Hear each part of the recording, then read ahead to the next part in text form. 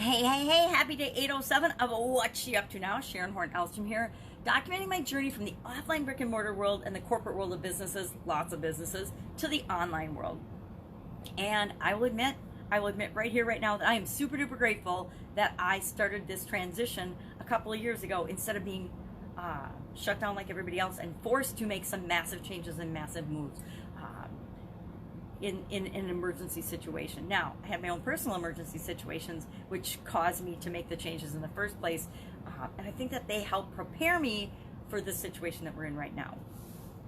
And actually, all of us are more prepared than we give ourselves credit for handling the situation with the COVID-19 and how we're dealing with what's going on. Okay, nothing like this has ever happened in any of our lives on a global scale, but what's happening in our lives is global to us, right? It's our world, and our world has been impacted in a lot of ways in the past, and now it's just everybody's being impacted simultaneously.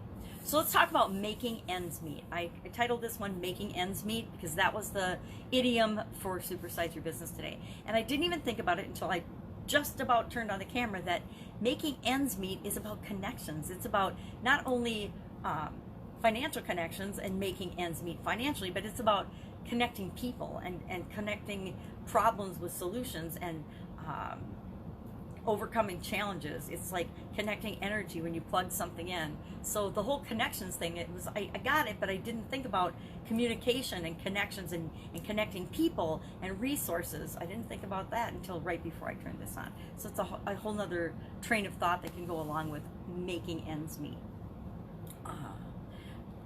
And the whole making ends meet, it's an expression from the 1600s. It comes from the financial industry where they would add up columns and they should meet or be the same or be equal. And I don't think making ends meet is about equality so much as it is about having enough resources to meet our needs. And that's kind of what it means today. It's like I'm making ends meet. I'm just getting by. I've got just enough money, just enough resources to create the life I want and to not starve, but I'm not doing anything awesome or great or out of the ordinary. I'm just getting by. It's kind of like being normal, right? It's like being normal or average. Just getting by. I'm doing what's expected of me, and I'm getting by. Yeah, I guess just getting by and making ends meet feel the same to me or feel very similar to me. So how do we make ends meet in challenging times, right? That was the topic of conversation today.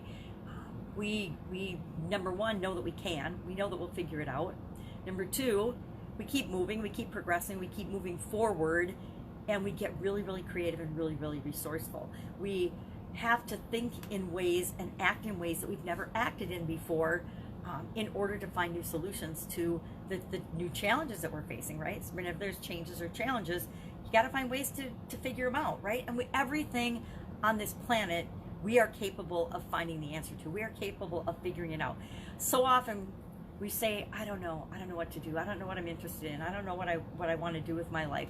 But the truth is, if we step back, we always really know. We always really know the answer to almost any question that we can pose to ourselves, right? Or we know how to get resourceful and get creative and find the answer, right? I don't think there are very many problems nowadays that there isn't at least some information that can move us in the direction of a solution to that problem.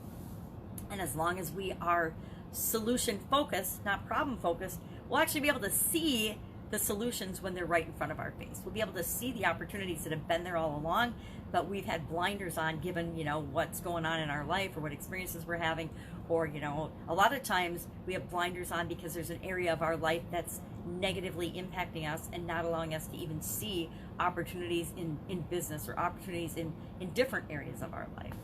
So I was talking about making ends meet today, which is really a fun expression. Reminds me of my manufacturing days where we would splice things together. I started out my career after college making toilet paper.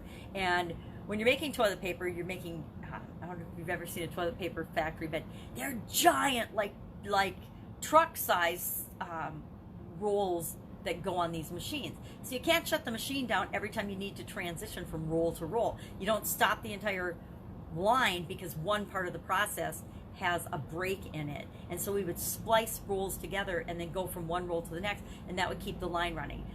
Found the same thing in the printing industry, same thing in the newspaper industry, because it seemed like every industry I worked in for beginning of my career had something to do with paper and paper products, and so that was always interesting. But I loved the whole splicing process because it showed us that you can keep things going, you can keep progressing, even if there's a break in one part of the process or one area of your life, you can still keep going in the other areas of your life. And I like to think that as long as I'm making progress in any area of my life, I'm moving forward toward what I want. And that allows me to have the ability to feel like I'm making progress. If we define our lives that we have to be making progress in all areas of our life or we're not successful, we're in big trouble, right? Because very seldom, if ever, is anyone, any human being, living or past, balanced and progressing in all the main 7 areas of your life simultaneously. I cannot think of a single human being who's pulling that off, right? And maybe just because I don't know, and if you do know, share in the comments below, because I would love to know, because I want to start modeling that person.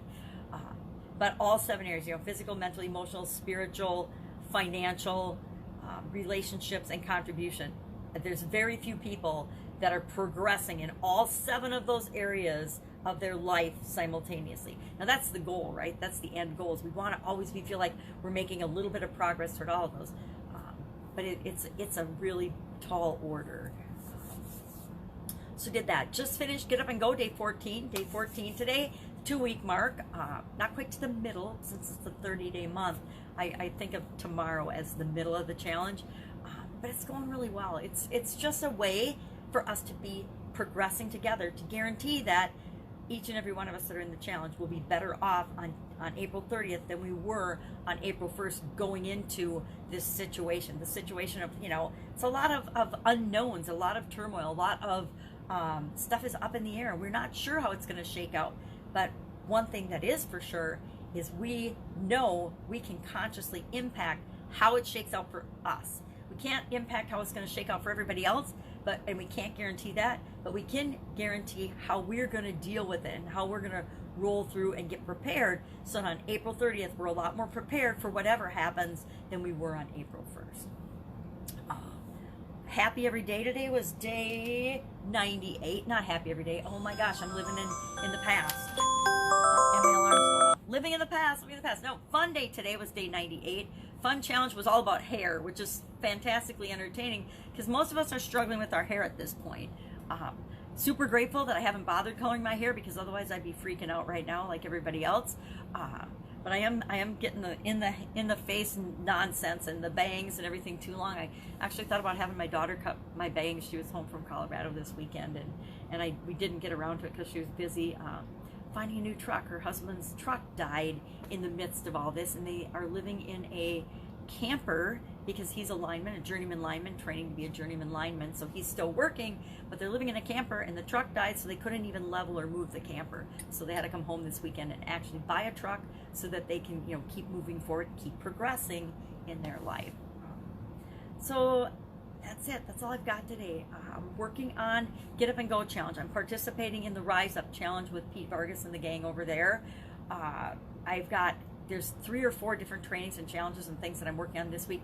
Plus, I'm hanging out with an amazing 4-year-old granddaughter, and I'm just having fun. I'm just moving forward with this and doing the best I can.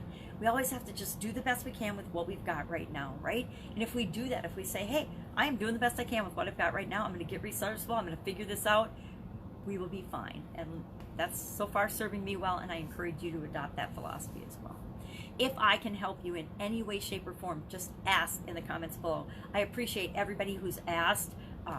It's hard. At least it's hard for me to ask for help, so I know how hard it is to just ask. But it's easy because I know how hard it is to ask for help, and so I am grateful and appreciate anybody that asks for any help in any way, shape, or form, because that's what I want to do. I want to be able to provide value and give service in any way that I can. And I don't know how that is for you if you don't ask. So have an absolutely amazing day, and I'll, of course, see you tomorrow. Bye.